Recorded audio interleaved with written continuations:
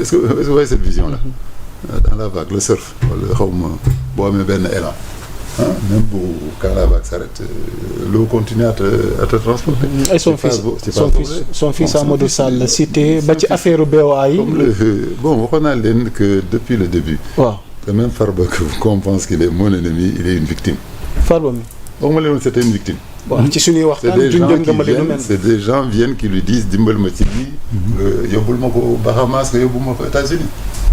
Comment ça? La preuve c'est en train de sortir. ñii ñëpp ñi ñu tudd ñii ñëpp. est-ce que doon nañu leen tudd bi ñu jàppee Farba. Au départ non. Voilà et c'est le CENTIF comme dit Mbow. Qui est un organisme tamit qui m'étonne en plus Mbow mooy nga ne c'est un organisme sérieux qui sort tous les semestres. Mais pourquoi ça sort maintenant? Et en plus vous dites qu'ils sont au-dessus du président, qu'ils peuvent aller même directement chez le procureur.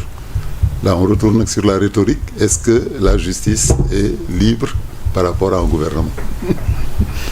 Est-ce que question bi la boo nee si le procureur le CENTIF évite même le président évite n'importe qui va aller directement chez le procureur.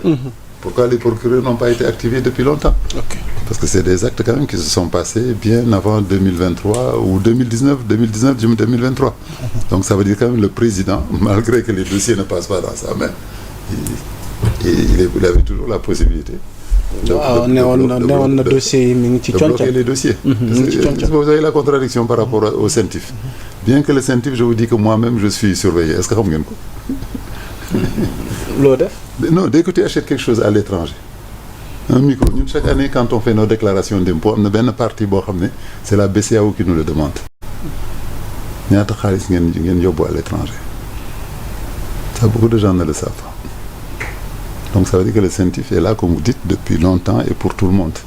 Et surtout même, je dis, pour les Américains qui luttent beaucoup contre le blanchiment et contre le terrorisme. Ils sont surtout là pour moom la ñu tax jëmee contourner le président pour essayer, mais un président dans un pays qui nomme son ministre de la Justice, un procureur ne pourra rien faire sans son accord. Vous n'êtes pas d'accord?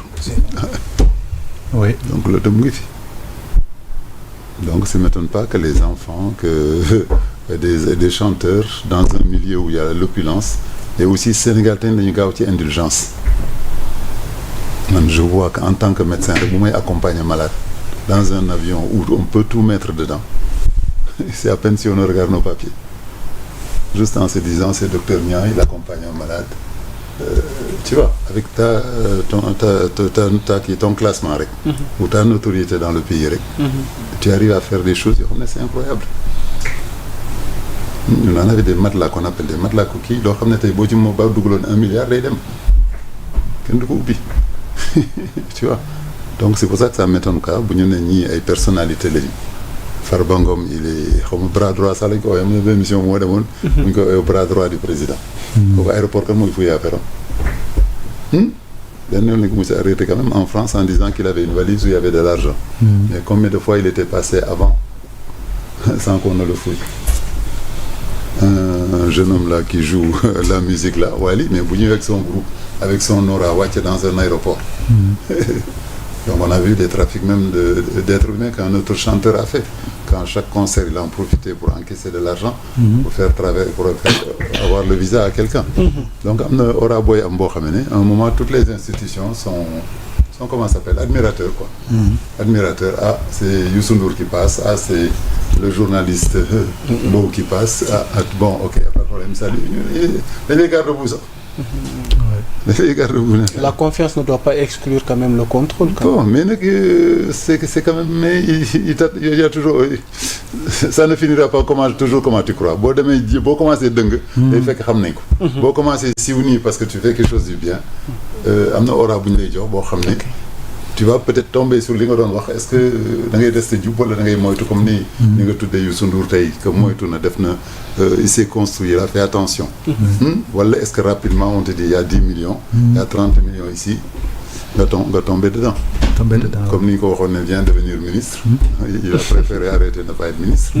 Bon, qu'est-ce qu'on a dit? Est-ce que li mu daan gagné ci ministre ak li muy gagné ci ses concerts, qu'est-ce qui était le plus intéressant? Mais n'empêche que tamit aura boobu bu ñu la ko joxee mooy tout il y a les choses qui s'accumulent. Exactement. Même bu ñu la bàyyi nga jàll tey nga atterrir à Paris avec ton sac de 2 milliards nga jënd un café. Un café y a un ticket. Tu utilises ta carte bleue, il y a un ticket. Rapidement aussi, pour arriver en Europe, la première chose que tu mets, c'est mettre l'argent à la banque en pensant que les banques européennes sont plus sûres que nos banques. Merci beaucoup. Tu vois, et rapidement, les points commencent à s'accumuler. Et nous commençons à déplacer sur les listes. Ils ont des listes, les gens. Des listes des criminels, des listes des terroristes et les listes des financiers. Très rapidement, nous savons niveau il y a des choses qui te rattrapent.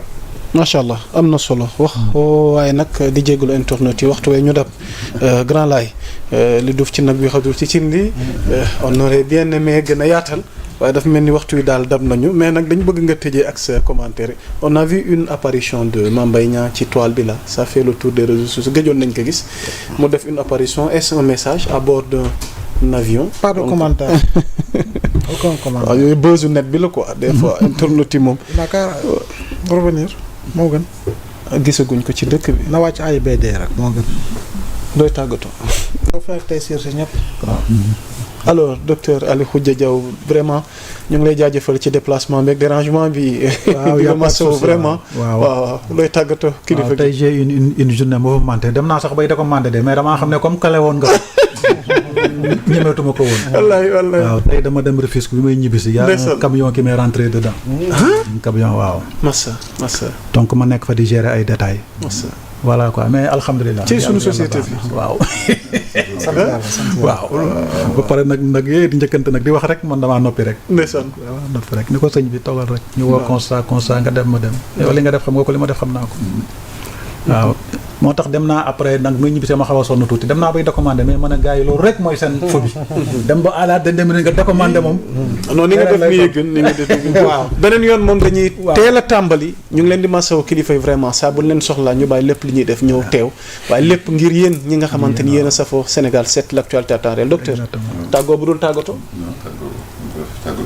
waaw kon à bientôt incha allah prochainement dinañ dikkaat ci ay tomb yu soxal tolluwaay réew mi di jaajëfal Badji mi nekkoon ca xarela gi ak yéen ñëpp ñu doon seetaan soxna Ndiobo madame Niang depuis les États-Unis maa ngi lay béggee di la siyaar di la jox sa wàccuwaay ak képp ku ma fàtte ku lim juum ndax yéen a ngi ñuy béggee di nu safoo di nu bàyyi xel tout le temps voilà donc l'actualité est en continu sur Sénégal 7 et sur toutes nos plateformes jaa ngeen jëf mbokki wasalaam